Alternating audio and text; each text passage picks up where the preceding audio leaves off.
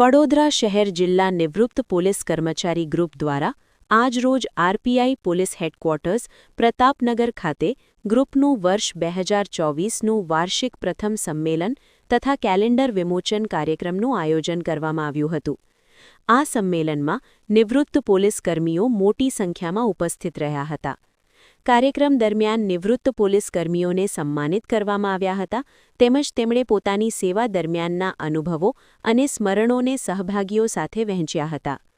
કાર્યક્રમમાં પોલીસ વિભાગના ઉચ્ચ અધિકારીઓ પણ ઉપસ્થિત રહ્યા હતા। તેમણે નિવૃત્ત પોલીસ કર્મીઓએ સમાજ અને પોલીસ વિભાગ માટે આપેલી નિષ્ઠાપૂર્ણ સેવાની પ્રશંસા કરી હતી અને તેમનો આભાર વ્યક્ત કર્યો હતો। આ સંમેલન દ્વારા નિવૃત્ત પોલીસ કર્મીઓ વચ્ચે પરસ્પર સંવાદ, એકતા અને સહયોગની ભાવનાને વધુ મજબૂત બનાવવાનો હેતુ સિદ્ધ થયો હતો।